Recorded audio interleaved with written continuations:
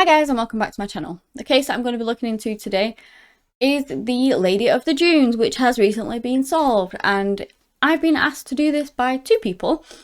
One is my Patreon KU, so thank you for that. Your continued support on my Patreon is just amazing and I can't even thank you enough for that.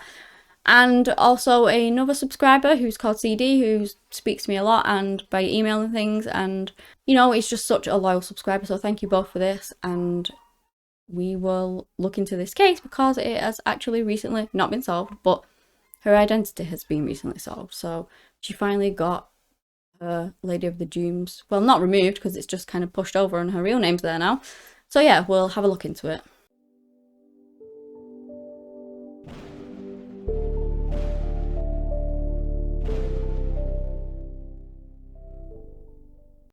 The Lady of the Dunes is Massachusetts' oldest unidentified murder victim. Well, it was. She has remained unidentified. She'd been unknown for 48 years when she was found deceased in some sand dunes in the 70s. It was about a mile east of the Race Point Ranger Station, and we're going back to the 26th of July, 1974. A young girl was chasing a barking dog, which she followed down the beach, and this is where she came across the decomposing body of the unidentified woman in Provincetown, Massachusetts. She thought that it was a deceased deer at the time, but she soon realized that it was a human body. And the remains were just yards away from the road, and they had a lot of insects and things on them. There was 2 sets of footprints that led away from the body, and also they found some tire tracks 50 yards away. It was estimated that she'd been sat there between 1 week up to like 3 weeks, I believe. Not sat there, but you know what I mean. She was laid face down with on top of half of a beach blanket. Under her head, she had a blue bandana and a pair of Wrangler jeans. She had like a reddy auburnish coloured hair that was pulled back into a ponytail with this gold elastic band.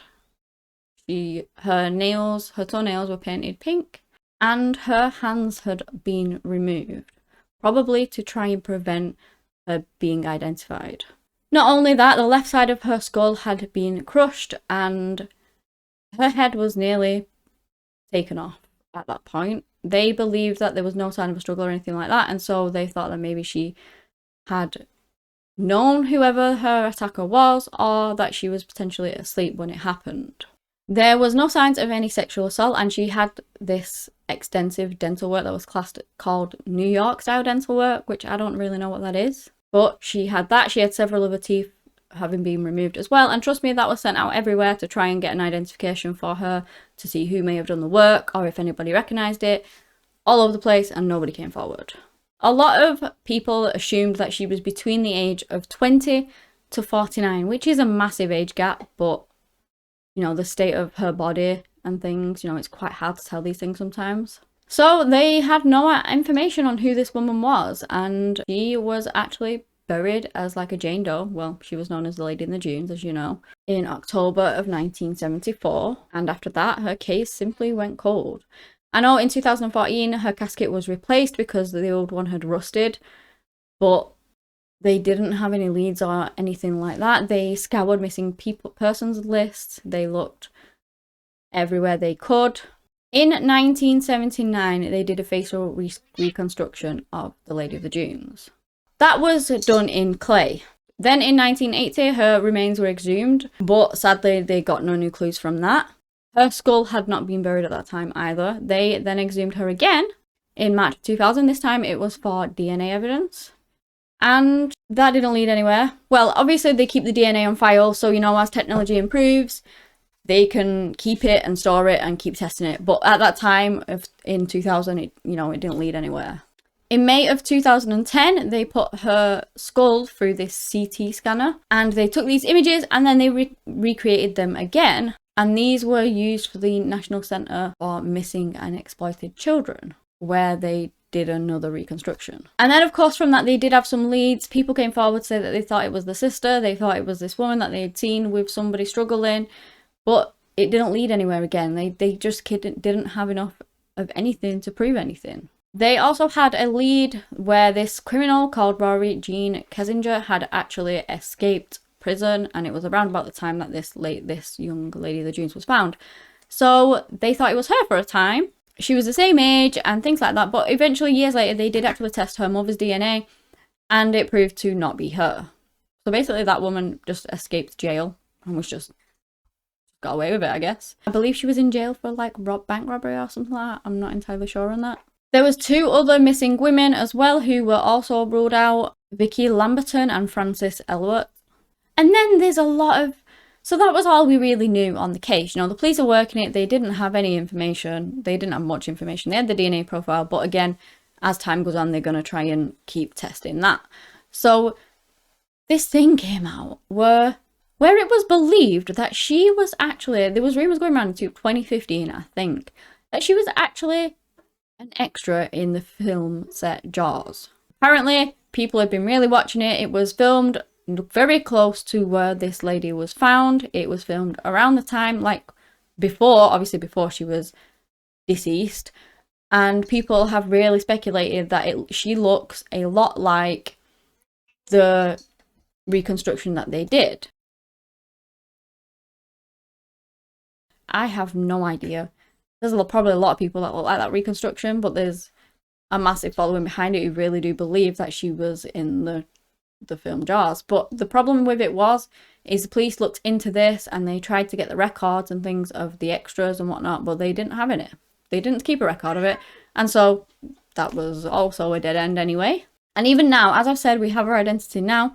Still don't know whether she was in the set of Jaws, because who even knows who was in the set of Jaws, because they never took down the names, or at least they never saved them. So now we jump to 2022, and skeletal remains were sent to like a genealogy thing. They did their DNA thing, which is obviously way above what my head can think about. And they tried to use that, like with the Golden State Killer and all these other Jane Does that have been solved recently, and John Does, to try and identify the victim. And it worked. On the 31st of October in 2022, Boston police sent out a announcement to say that the victim, the Lady of the Dunes, had finally been identified. Ruth Marie Terry was the woman. She was from Tennessee. Ruth Marie Terry was born on the 8th of September in 1936. She was a daughter, a sister, an aunt, a wife, and a mother. And her family have obviously been notified at the time of finding that. It isn't known why Ruth was brought to that area, or what brought her to that area in 1974. But obviously the police now have a name and a face to put with the body, and they really want to try and get this case solved. The FBI are now asking everyone to look at the new information, and with obviously the new photo of Ruth, the confirmed photo, as we now know who it is, and just to see if anything rings a bell, whatsoever, if you recognize her or anything. I know it's a long time ago now, but you never know. Over the years, there have been a few suspects of who may have killed the Lady of the Dunes. One was actually suffering from schizophrenia. He claimed, I believe he was a serial killer, and he claimed that he killed her, but the details that he had were the exact same details as what was released in the paper. So basically, he probably just read that and then just claimed her as one of his victims. So there wasn't any real credit behind that. And there's been a couple of other suspects, but now the police are actually asking for information on Ruth's husband. This was announced on the 2nd of November this year, and he was called Guy Rockwell Mulderbin, born on the 27th of October in 1923. Now, they're not just basing that off nothing, obviously. He is wanted in connection with the disappearance of his wife and daughter in 1960. And they really tried to find him for that. They wanted to speak to him about it. And then they came across some body parts in his septic tank, but they were not able to prove that those were the missing women. And so as a result of that, it seems like he was never ever charged with regards to that. It was then mentioned that he went on to marry a woman called Terry in February of 1974. He was also the prime suspect in a murder in 1950 of 28-year-old Henry Baird and the disappearance of a 17-year-old girl called Barbara. And they occurred shortly after each other too. So there's a lot of things of suspicion around this man, and none of it's good, let's just face it. It was said that he was an antiques dealer and he used different names. And sadly, he did pass away in California in 2002. But obviously, the police are trying to reach out for more information on him and try and find whether potentially he was the one who killed Ruth all of those years ago.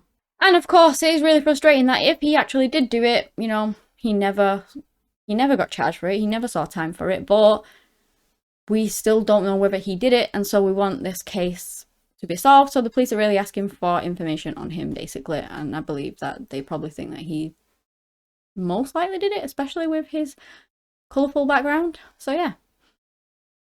This case has been like, you know, it has been so long in the running to finally give her name back, and now we just want it solved. There's been so many theories, especially with like the Jaws thing and that she was an extra and all this. You know, it's a massive case out there, and I just hope that one day she finally sees justice. She was literally 37 years old when whoever did this to her. And she would have been like 86 now, I believe. And there's just never been any arrest in the case whatsoever. It's just really heartbreaking. And I hope that for her family's sake and things, and that one day she does get the justice that she deserves. And if it was Guy, then they just at least know who did this to her. Yeah, okay, they can't put him in jail for it, but, you know, it will at least give them that peace of mind. But yeah, that is the end of the case. If you guys have enjoyed this video, give me a big thumbs up, subscribe to the channel for similar content.